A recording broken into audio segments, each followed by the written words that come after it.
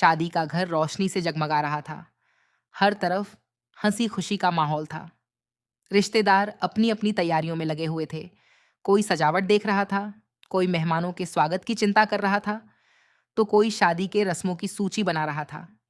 बाहर से सब कुछ बिल्कुल सामान्य दिखाई दे रहा था, लेकिन इस चमक दमक के पीछे एक ऐसा राज छिपा था जो किसी भी पल सब कुछ बर्बाद कर सकता था।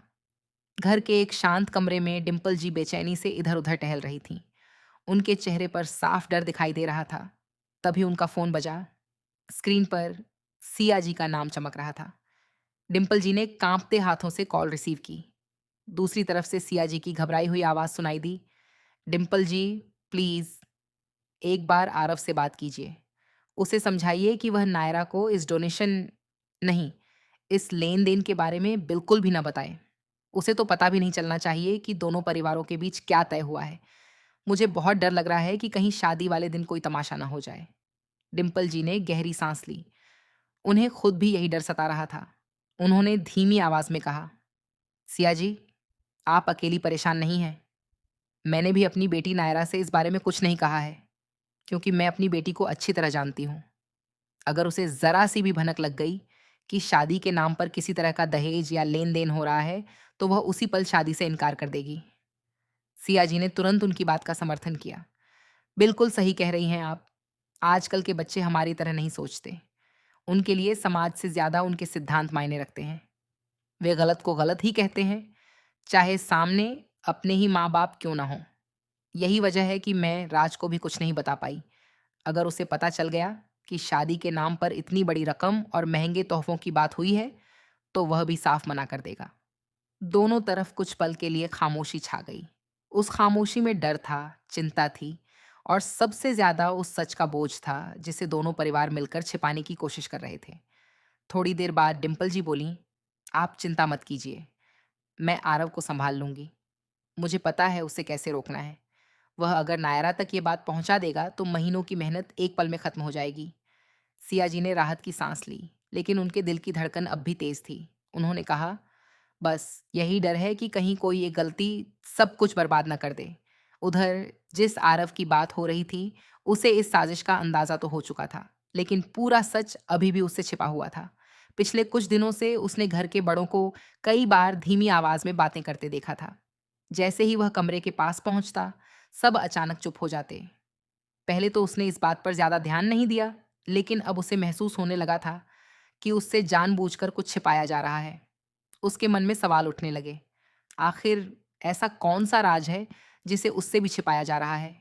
शादी उसके अपने घर की थी, फिर उसे ही क्यों अंधेरे में रखा जा रहा था? उसी समय उसने गलियारे से गुजरते हुए अपनी माँ की आवाज सुनी। वह फोन पर किसी से कह रही थी, बस किसी भी हालत में नायरा और राज को इस बारे में पता नहीं चलना चाहिए। यह सुनते ही आरव के कदम वहीं रुक गए। उसके चेहरे का रंग बदल गया। अब उसे यकीन हो गया था कि मामला बहुत बड़ा है। उसने तय कर लिया कि चाहे जो हो जाए, वह इस सच का पता लगाकर रहेगा। उसे बिल्कुल अंदाजा नहीं था कि जिस सच को जानने की जिद वह करने जा रहा है, वही सच दो परिवारों की इज्जत, रिश्तों और आने वाली शादी की नींव को हिलाकर रख देगा। और दूसरी तरफ कोई ऐसा भी था जो हर हाल में चाहता था कि यह राज्य हमेशा के लिए राज ही बना रहे।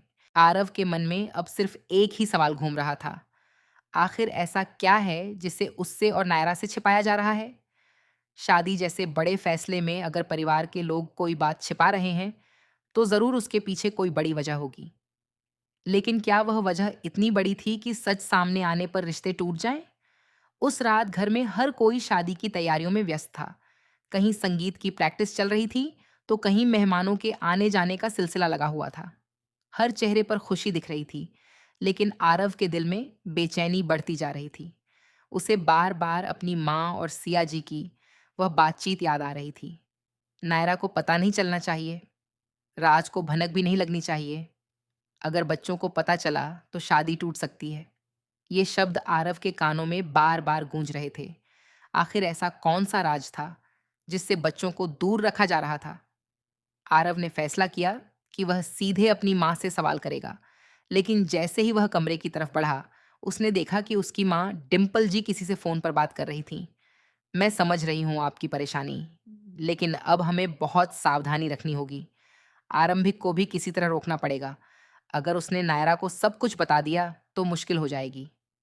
आरव यह सुनकर हैरान रह गया। अब उसका शक और गहरा हो गया था। आरंभिक? उसने मन ही मन सोचा। आखिर आरंभिक क्या बताने वाला है? वह बिना आवाज किए वहां से हट गया।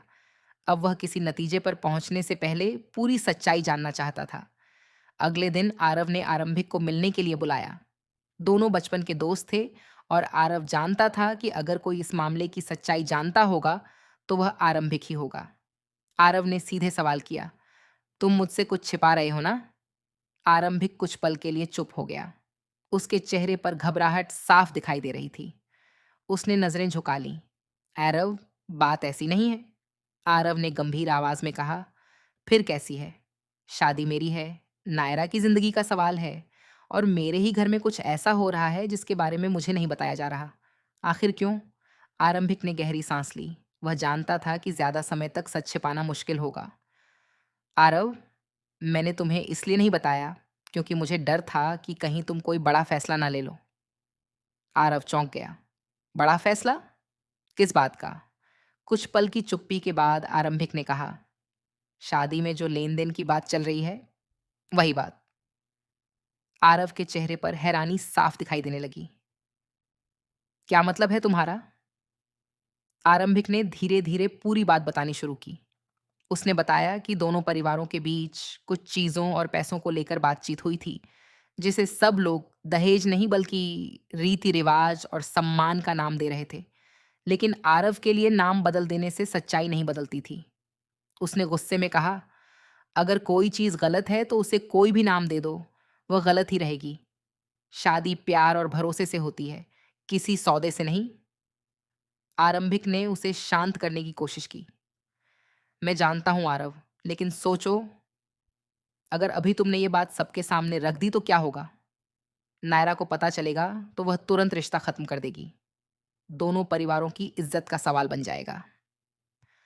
आरव कुछ देर तक चुप रहा। उसके सामने दो रास्ते थे। एक तरफ परिवार की खुशी थी और दूसरी तरफ वह सच, जिसे छिपाना उसे गलत लग रहा था।